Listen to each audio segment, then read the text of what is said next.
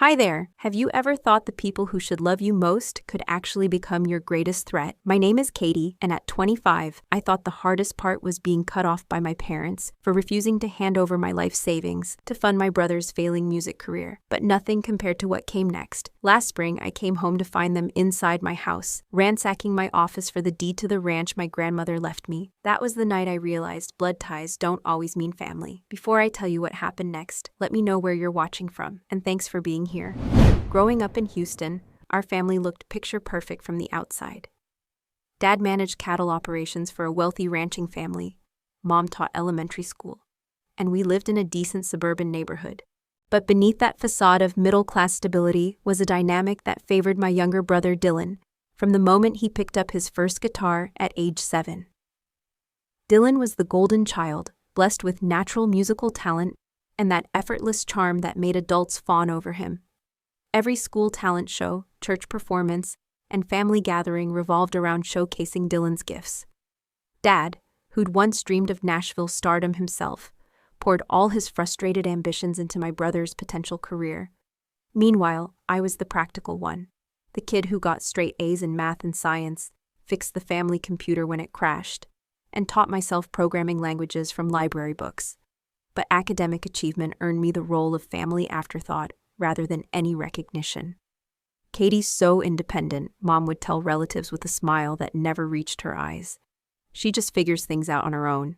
What she meant was that I'd learned to fend for myself because no one was coming to help me. By 16, I was working part-time at a computer repair shop while maintaining honor roll grades. I saved every penny for college because my parents had made it crystal clear that Dylan's music education would take priority. Dylan has a gift that needs nurturing, Dad explained when I asked about college savings. You're smart enough to figure out your own path. And figure it out I did. I worked 30 hours a week throughout high school, earned a partial scholarship to UT Austin, took out modest loans, and graduated with a computer science degree. Meanwhile, Dylan attended the prestigious Belmont University in Nashville with my parents covering his tuition, apartment, and living expenses. After graduation, I landed an entry-level position at Dell in Round Rock. The pay was modest, but I was determined to build a career in tech. I lived frugally, shared apartments with roommates, meal prepped religiously, and slowly paid down my student loans while building an emergency fund. Dylan, meanwhile, bounced between music venues in Nashville, calling our parents whenever he needed rent money or cash for new equipment. His social media was filled with photos from recording studios and networking events that my parents funded without question. The breaking point came 4 years ago. Dylan had convinced our parents that he was on the verge of his big break. An independent label was interested in his sound, but he needed $45,000 to self-fund an album and promotional tour. "This is it, Katie," he called me, sobbing into the phone. "This is my shot at everything I've worked for, but Mom and Dad are tapped out. They've given me everything they can." My parents had indeed given everything: their retirement savings, a second mortgage on the Houston house, even selling Mom's jewelry collection. Dylan needed one more financial push to make his dreams reality. "You have savings, right?" Dylan continued through his tears. "You always save money. I need $50,000 and then I'll be set. The tour will pay for itself, and I'll pay you back with interest." I did have savings, nearly $65,000 meticulously accumulated over years of sacrifice and discipline. It represented my security, my future down payment on a place of my own, my proof that hard work mattered. When I hesitated, Dylan's tears turned to anger. "Family helps family, Katie. Mom and Dad gave everything for my dream. Now it's your turn." I suggested we create a business plan, establish loan terms, maybe explore other funding options. Dylan hung up on me. An hour later, Mom called with disappointment dripping through the phone. "How could you be so selfish? Your brother's career is on the line. This is his dream." "Mom, I worked hard for that money," I tried to explain. "I can't just give it away without some plan for repayment or at least understanding the business model." "So your money is more important than your brother, than this family," Dad called next, his voice carrying that authoritative tone that had intimidated me as a child. "We raised you better than this, Katie. Family comes before money." The irony that they'd never applied this principle to my education or career was apparently lost on them. When I stood firm on needing a formal agreement, Dad delivered the ultimatum that would shatter our family. If you can't support this family in its time of need, then maybe you're not part of this family. I remember the silence that followed, the way my heart seemed to stop beating. You don't mean that, I whispered. Make your choice, Katie, your brother's future or your bank account. I made my choice. I kept my savings, and true to his word, Dad cut me out completely. My calls went unanswered. Birthday cards came back marked "Return to Sender." Holiday invitations never arrived. Mom blocked me on social media, and relatives were told I had abandoned the family in their time of need. Dylan's album failed anyway. After spending the borrowed money on studio time and promotional materials, he sold fewer than 200 copies. He moved back to Houston, tail between his legs. But somehow, I remained the villain in the family narrative, the selfish sister who could have saved everything but chose not to. Those first holidays alone nearly broke me. I cried through Thanksgiving, Christmas, and my birthday. I started therapy with Dr. Patricia Wells in Austin, trying to process the conditional love and emotional manipulation that had defined my family relationships. You were the scapegoat, Dr. Wells explained during one of our sessions. While Dylan was the golden child who could do no wrong, you were blamed for everything that went wrong, including consequences of his choices. The therapy helped me understand that setting financial boundaries wasn't just reasonable. It was necessary for my mental health and future stability. Over the next few years, I poured myself into my career. I earned promotions, increased my salary from $75,000 to $120,000, and continued building my emergency fund. If my family wouldn't be my safety net, I'd build an unshakable one myself. Then Nana Ruth changed everything. My maternal grandmother had always been different from my parents.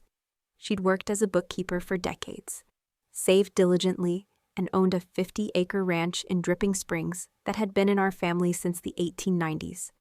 The Victorian farmhouse had been built by her great-grandfather, and she'd maintained it lovingly for 40 years. When Nana Ruth passed away 2 years ago, I was shocked to learn she'd left the entire property to me. The will was specific, to my granddaughter Katie, who understands the value of hard work and financial responsibility. May this land provide her the stability and peace she deserves. My parents contested the will briefly, but Nana Ruth had been thorough in her documentation. She'd watched our family dynamics for years and made her decision based on who would actually preserve and appreciate the family legacy. The ranch was 30 minutes from downtown Austin, close enough for weekend retreats, but far enough to feel like a different world. The moment I walked through that Victorian farmhouse with its original hardwood floors, leaded glass windows, and wraparound porch, I knew I was home. I spent my savings renovating the property, new kitchen appliances, updated plumbing, solar panels for energy independence, and a security system to protect the valuable antiques Nana Ruth had collected over the decades. I learned to ride the 2 horses that came with the property, Buttercup and Thunder, and discovered a love for gardening under the guidance of my neighbor Martha Henderson. Martha was everything my mother wasn't, genuinely supportive, interested in my achievements, and proud of how I'd transformed the ranch. She'd been Nana Ruth's friend for 30 years and became like a second mother to me. Your grandmother always said you were the strong one, Martha told me one evening, as we sat on the porch watching the sunset paint the hill country in shades of gold and purple. She knew you'd appreciate this place for what it really represents. The ranch became more than just a weekend retreat. I started hosting corporate retreats for tech companies, turning part of the property into a profitable side business. The combination of natural beauty, modern amenities, and authentic Texas atmosphere made it popular with Austin's booming tech scene. For 2 years, I built a life that felt genuinely mine. The ache of family estrangement had dulled to an occasional pang rather than constant heartache. I'd stopped checking my parents' social media and no longer tensed when unknown numbers called my phone. That's why the call, when it finally came, caught me completely off guard. I was sitting on the ranch porch on a Tuesday evening, laptop open as I finished some code reviews, while enjoying the peaceful sounds of cicadas and distant cattle. My phone rang with an unfamiliar Houston number. I almost let it go to voicemail, assuming it was another spam call, but something compelled me to answer. Hello? Katie, it's Mom. The laptop nearly slid off my knees. 4 years of silence, and she called as casually as if we'd spoken last week. Mom, my voice sounded strange, almost childlike. Yes, sweetie, how are you? Your father and I have been thinking about you lately. The normalcy of her tone was disorienting. No acknowledgement of the years of silence, no apology, no explanation, just, how are you? As if checking in after a busy week. I'm surprised to hear from you. Well, we'd love to have you over for dinner this Friday. Dylan will be there too. It's been too long since we've all been together as a family. Too long since we've all been together. As if the estrangement had been a mutual decision or natural drift, rather than their explicit choice to cut me out. Against every instinct screaming warnings in my head, I heard myself agreeing to dinner. After I hung up, I sat on my porch in the gathering darkness, trying to make sense of the invitation. Why now? Why this sudden interest in reconnection after 4 years? I called Dr. Wells the next morning and scheduled an emergency session. What do you hope might happen at this dinner? She asked after I explained the situation. Best case scenario, they apologize, acknowledge how unfair they were, and we begin rebuilding a healthier relationship. And what do you think is more likely to happen? I sighed deeply. They want something. They wouldn't be reaching out after all this time without a reason. Dr. Wells nodded knowingly. It's important to go in with realistic expectations. What boundaries do you need to maintain for your own well-being? We spent the rest of the session preparing. I wouldn't discuss my finances or career success unless directly asked. I wouldn't apologize for my decision 4 years ago. I would leave immediately if the conversation became manipulative or abusive. Friday evening arrived, and I found myself driving through Houston suburbs I hadn't seen in years, anxiety knotting my stomach. I'd chosen my outfit carefully, business casual that looked put together without seeming flashy. I brought a mid-priced bottle of wine from Hubei as a hostess gift. The family house looked different than I remembered. The lawn was overgrown, exterior paint peeling in places, and Mom's once pristine flower beds were choked with weeds. These small signs of neglect unsettled me as I approached the front door. Dad answered my knock, and I was struck by how much he'd aged. His hair had gone completely gray, new lines carved deep channels around his eyes and mouth, and he'd lost significant weight. His clothes hung loosely on his diminished frame. "Katie," he said, his expression unreadable. "Come in." No hug, no warm welcome, just a perfunctory greeting that did little to bridge the 4-year gap. I stepped inside and was immediately struck by how different the interior looked. Several pieces of furniture were missing, replaced by obvious discount alternatives.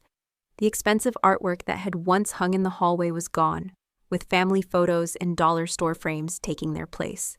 "There she is," Mom exclaimed, emerging from the kitchen with brightness that seemed forced. She hugged me briefly, then held me at arm's length. "Let me look at you. Still so serious, you should smile more, sweetie." Just like that, I was transported back to every family gathering where my appearance, demeanor, or achievements had been found subtly lacking. "It's good to see you too, Mom," I said evenly, drawing on Dr. Wells' advice to stay centered in my adult self. We moved to the living room, where I noticed the expensive leather furniture had been replaced with a cheaper set that didn't quite fit the space. The Persian rug was gone, leaving obvious indentations in the carpet. "Dylan's running a little late," Mom explained, pouring wine into mismatched glasses. "He had a job interview he couldn't reschedule. He's so excited to see you." A job interview. That was interesting. Dylan had never mentioned traditional employment during his Nashville years. As we waited, my parents peppered me with increasingly personal questions. "So where are you living these days?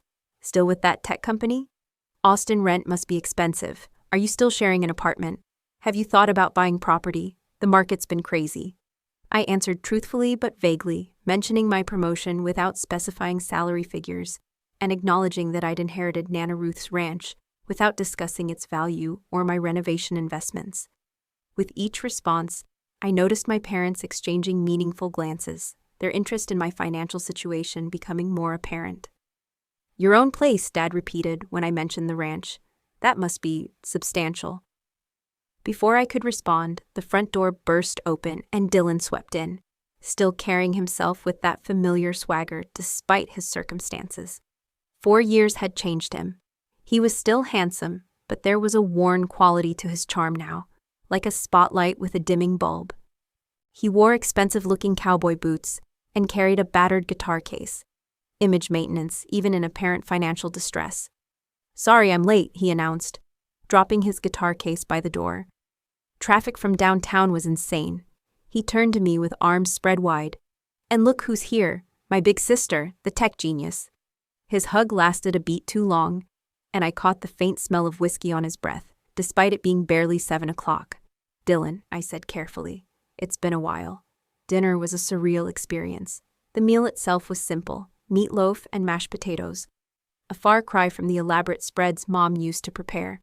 But the conversation was the real performance. Dylan dominated the table with stories of his latest musical endeavors, name-dropping local venues and describing collaborations with musicians I'd never heard of. Yet between the bravado, complaints about the industry began to surface. "The music scene in Houston is just so political now," he sighed, reaching for his third beer. "It's not about talent anymore. It's all about who you know and how much money you can throw around." "Money's always been part of the business," Dad said carefully. "Yeah, but it's gotten worse. My last booking agent was a complete nightmare. Promised me a tour that fell through, left me holding contracts for equipment rentals and venue deposits."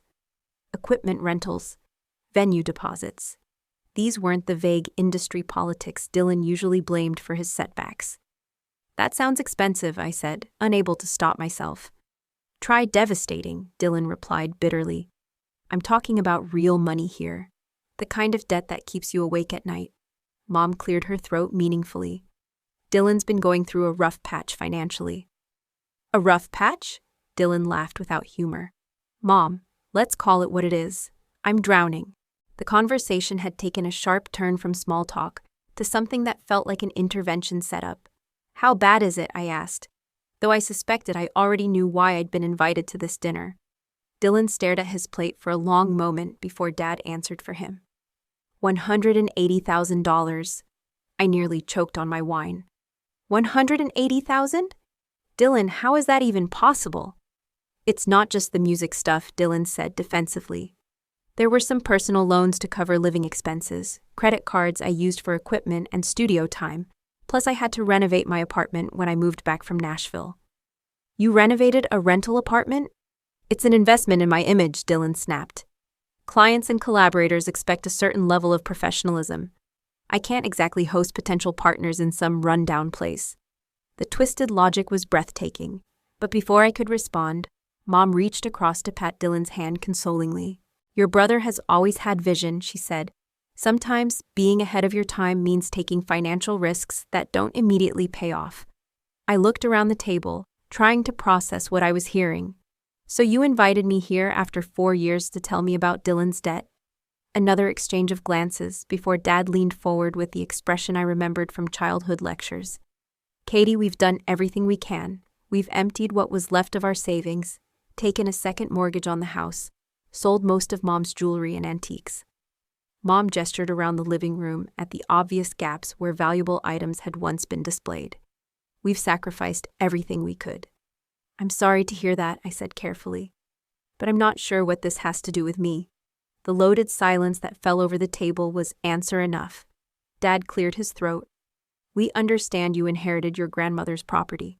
The statement hung in the air, seemingly unrelated to Dylan's financial crisis, but obviously central to why I was sitting at this table. "Yes," I replied cautiously. "I inherited Nana Ruth's ranch."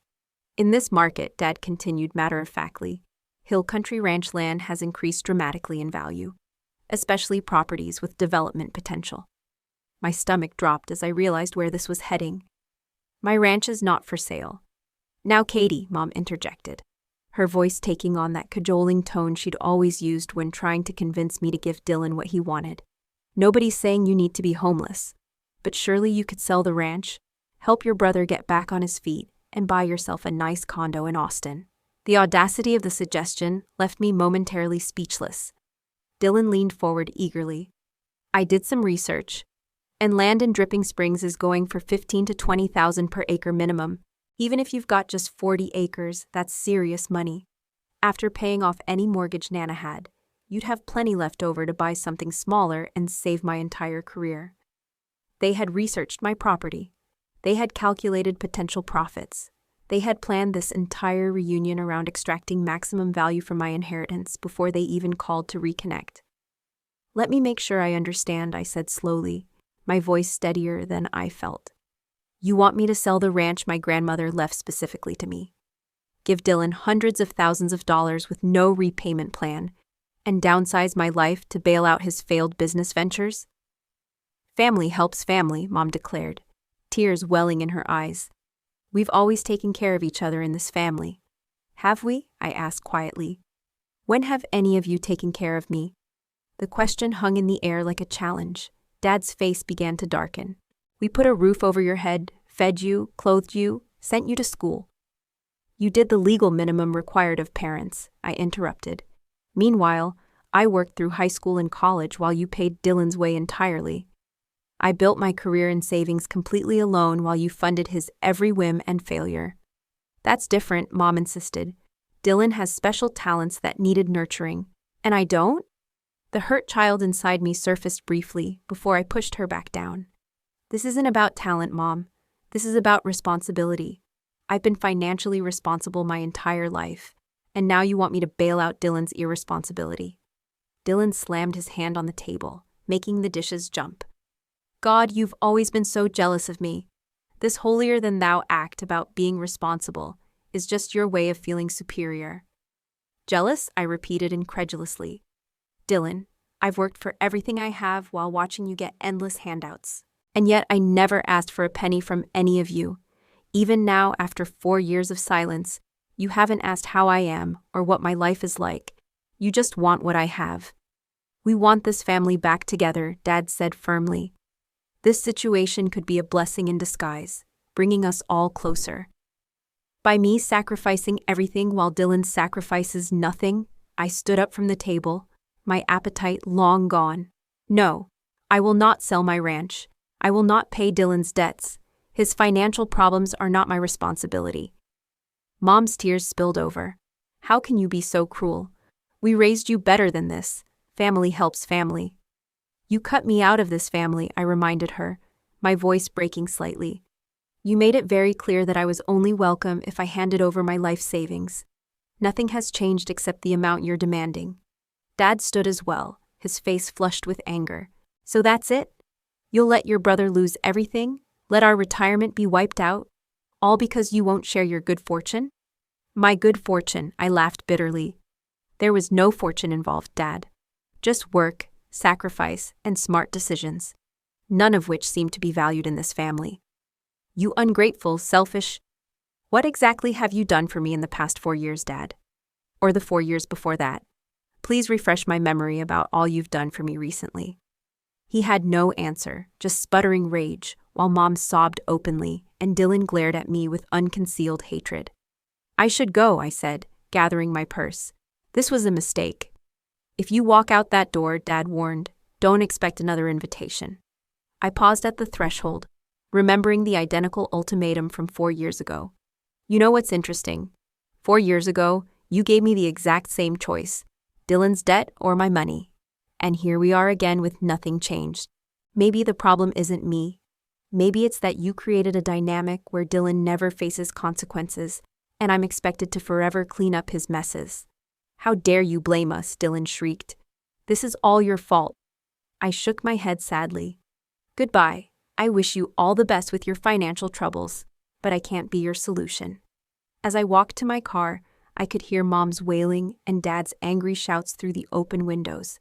My phone started buzzing with texts before I even reached the end of their driveway.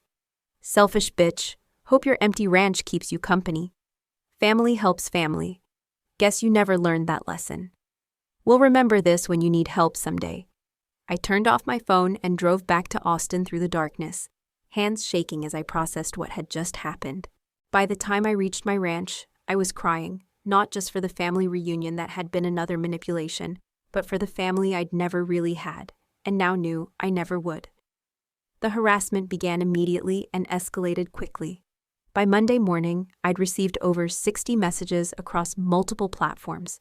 Dylan posted vague social media updates about toxic family members who hoard wealth while others suffer, making sure to tag mutual acquaintances for maximum humiliation. Extended family members I hadn't spoken to in years suddenly emerged from the woodwork. Some were genuinely curious about the drama, but others had clearly been recruited for the guilt campaign. "You know your cousin Jenny sold her car to help her sister through nursing school," my Aunt Carol wrote, in a particularly pointed email. "That's what real family does for each other." Despite knowing I'd made the right decision, the barrage took its toll. I found myself second-guessing, wondering if I truly was the selfish person they described. Dr. Wells worked overtime that week, helping me process the emotional manipulation and maintain perspective. "They're using classic control tactics," she reminded me during an emergency session. "The guilt-tripping, the flying monkeys, the public shaming.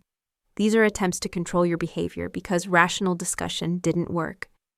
"But what if they really do lose their house?" I asked, voicing the fear that kept me awake at night. "That would be unfortunate, but it would be the consequence of their choices, not yours. You're not responsible for fixing problems you didn't create, Katie." Those words became my mantra as the campaign continued. Just as the storm seemed to be subsiding, my doorbell rang on a Saturday morning 2 weeks later. I peered through the peephole to see my parents standing on my porch, looking subdued and almost contrite. Against my better judgment, I opened the door. "What are you doing here?" "We came to talk," Mom said softly. "May we come in, please?" Every instinct told me to refuse, but part of me desperately wanted to believe they'd had a genuine change of heart. I let them inside, and they stood in my entryway, taking in the ranch house they'd never seen with poorly disguised assessment. "This is lovely," Mom offered, her eyes cataloging details. "You've done well for yourself." "Thank you." "What did you want to talk about?" Dad sighed heavily. "We may have been hasty the other night. It was a shock seeing you after so long, and the stress of Dylan's situation has been overwhelming." "We miss you," Mom added, her eyes welling with practiced tears. "All this fighting isn't what we want. We're family, despite everything." Their apparent remorse seemed suspicious, but I found myself softening slightly. The lonely child who had always craved their approval saw this as the opening she'd waited for. "I miss what we could have been too," I admitted, "but I can't ignore how toxic things became." "Would you show us around?" Mom asked, changing the subject. "We want to see what you've created here." The tour was awkward but civil. They commented on my renovations, asked about the neighborhood, and made small talk that carefully avoided any mention of money or Dylan. It felt almost normal, this performance of interested parents, and I found myself relaxing slightly, until we reached my home office. "This is where I work when I'm not in the Austin office," I explained, showing them the room I'd set up with a desk, computer, and filing cabinets. Mom wandered over to my desk, eyeing the papers there with obvious interest. "So this is where you keep all your important documents, mortgage papers and such?" The casual question sent alarm bells ringing. "Some of them. Most financial stuff is digital now." Dad opened my closet without asking permission, noting the file boxes stored there. "Very organized. You always were meticulous about record keeping." As the tour continued, I noticed Mom lingering by the key hook near my back door, where I kept spare keys for various outbuildings and equipment. Her eyes darted between the keys and me, checking if I noticed her interest. When we returned to the living room, the conversation inevitably circled back to Dylan. "We've been thinking about alternative options," Dad began cautiously. "Perhaps there's a compromise that could help everyone." "Such as?" "What if you took out a home equity loan instead of selling?" Mom suggested brightly, as if this brilliant alternative had just occurred to her. "You could keep your ranch and still help your brother." And there it was, the true purpose of their visit. They still wanted access to my property's value, just through a different mechanism. A loan that I would be responsible for repaying, I clarified, while giving the money to Dylan, who has demonstrated he can't manage finances. "We'd help with the payments," Dad offered unconvincingly. "It would be a family effort, like the family effort to pay for my college, or the family effort to support me when I was starting my career." Their expressions hardened at my refusal to play along. "I think it's time for you to leave," I said firmly, moving toward the door. "You really are determined to see us all suffer," Mom said, her conciliatory tone vanishing instantly. "Please go. This conversation is over." To my surprise, they complied without further argument. Dad even nodded stiffly as they left, almost respectfully. "We'll be in touch," he said. "Think about what we discussed." Their too easy departure left me uneasy, as I watched them drive away in Bob's old pickup truck.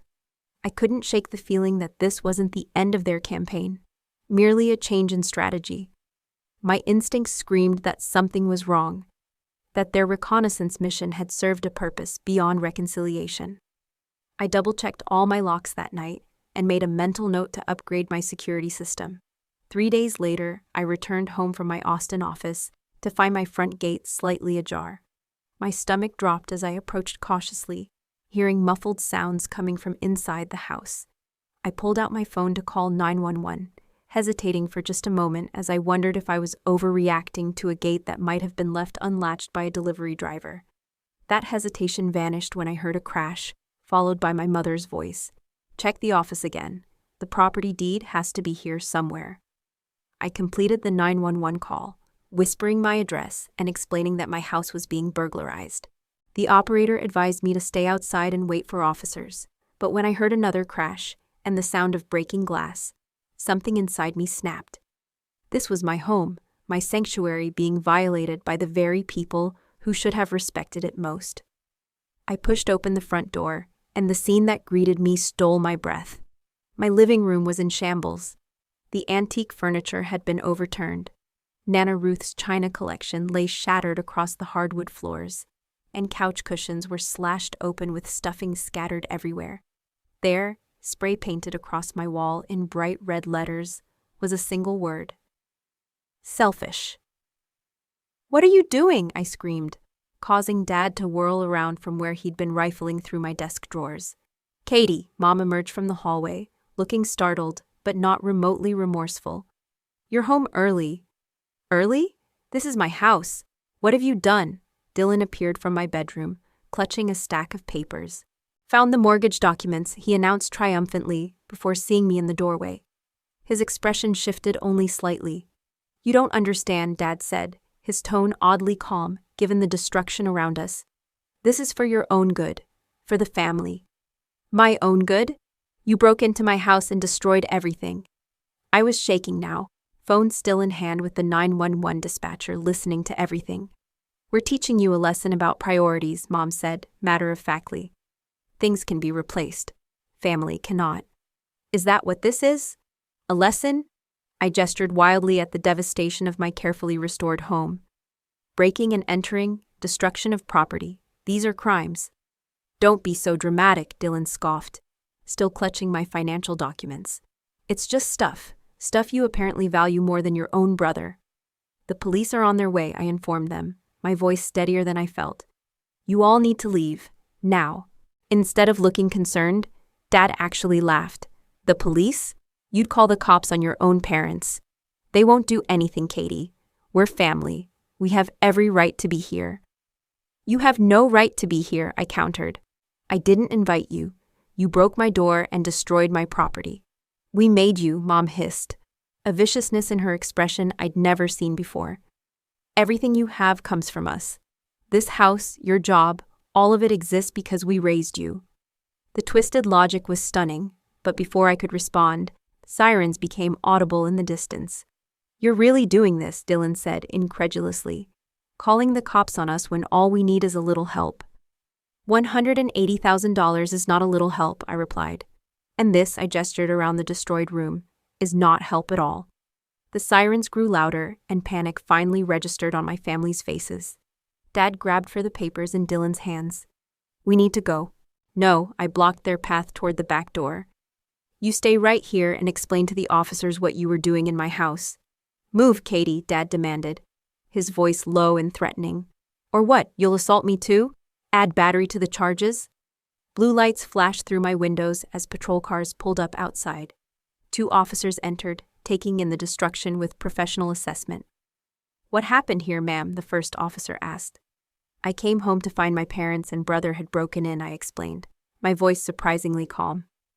"As you can see, they've destroyed much of my property and were attempting to steal documents." I pointed to the papers still clutched in Dylan's hand. "That's ridiculous," Mom protested. "We're her family, we were just visiting." "Did you have permission to enter this home?" the second officer, an older woman with a no-nonsense demeanor, asked directly. "We don't need permission," Mom replied. "We're her parents." The female officer shook her head. "That's not how the law works, ma'am. Adult children's homes are not extensions of parental property." "This is all a misunderstanding," Dad tried, his authoritative tone failing to impress the officers. "We were concerned about Katie and came to check on her." "And the destroyed furniture? The graffiti on the wall?" The first officer gestured to the selfish sprayed across my living room. "She's always been dramatic," Dylan cut in. "She probably did that herself to frame us." The female officer raised an eyebrow. "And those documents in your hand, did she plant those there too?" As the officers separated my family members for individual questioning, the reality of their situation seemed to finally dawn on them. This wasn't going to be dismissed as a family squabble. There would be real consequences. My neighbors had gathered outside, drawn by the police presence. Martha Henderson stood on my lawn, concern etched across her weathered face. Tom Martinez from across the road was recording with his phone, having apparently captured my family being escorted to separate patrol cars. Inside, I gave my detailed statement to the officers. I explained the history of estrangement, the recent demands for money, the suspicious reconciliation visit 3 days earlier, and finding them destroying my home today. They were specifically looking for property documents, I explained. My brother is deeply in debt, and they want me to sell this ranch to pay his bills.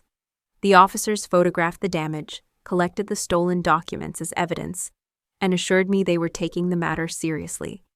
"Ma'am, do you want to press charges against all 3 individuals?" the lead officer asked. I didn't hesitate. "Yes, all of them." As they prepared to transport my family to the county jail, Mom's composed facade finally cracked completely. "You can't do this to us," she sobbed. "We're your parents. Family helps family." "This isn't help," I told her, my voice breaking slightly. "This is abuse. And it ends today." Only after the patrol cars had driven away with my family inside did I allow myself to fully absorb what had happened. Standing in the wreckage of my living room, surrounded by the shattered remnants of Nana Ruth's antiques and my carefully chosen furnishings, I began to shake uncontrollably. Martha appeared at my side, wrapping a steadying arm around my shoulders. "You come stay with me tonight, dear," she said firmly. "We'll deal with this mess tomorrow." I nodded mutely, too overwhelmed to speak, and let her guide me away from the broken pieces of both my home and my family. In the days following the break-in, I discovered exactly why my family had targeted my home office with such determination.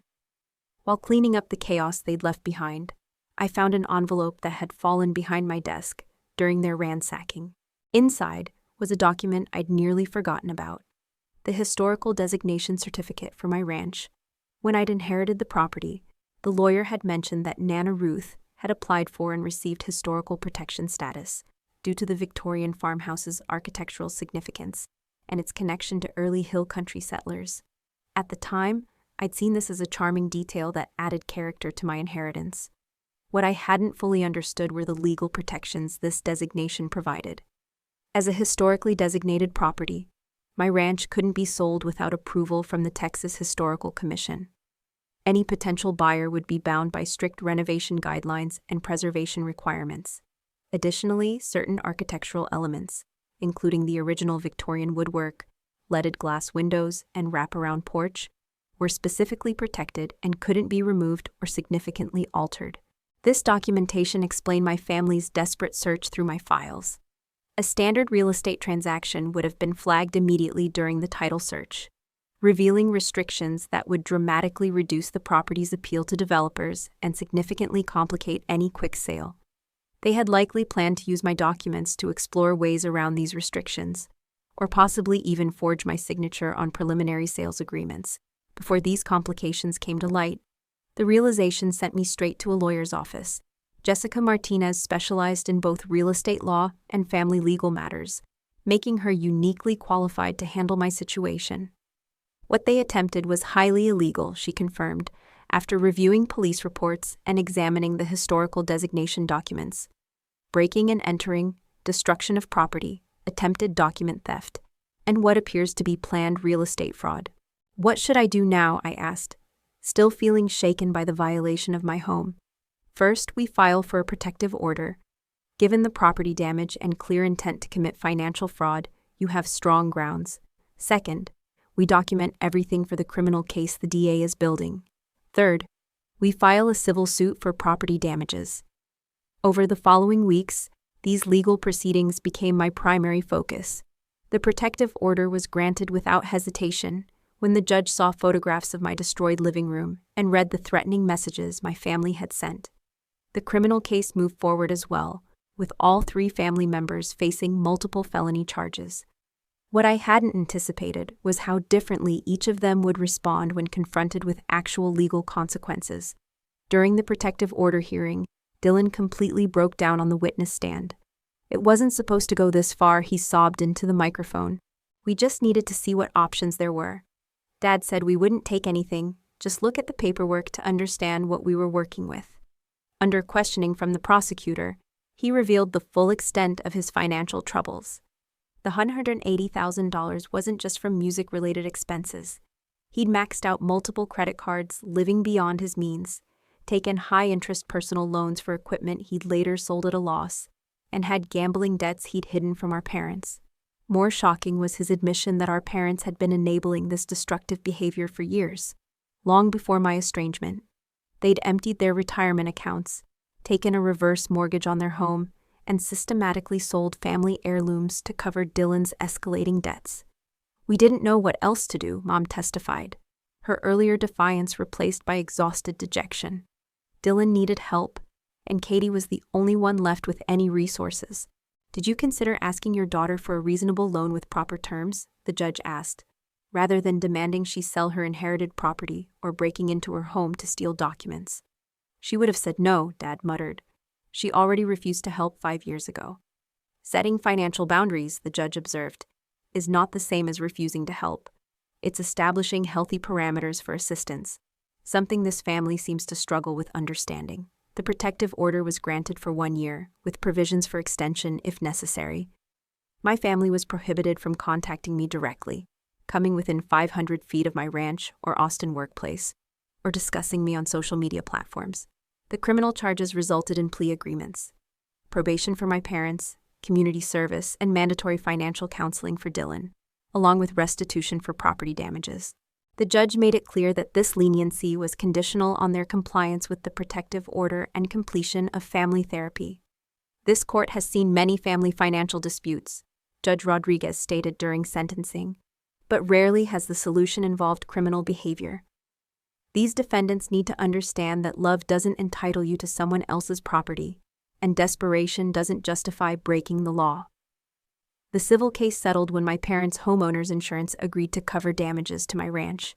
The settlement provided enough to not only repair what had been destroyed, but to make improvements I'd been planning, including a comprehensive security system with cameras, motion sensors, and direct connection to the sheriff's department.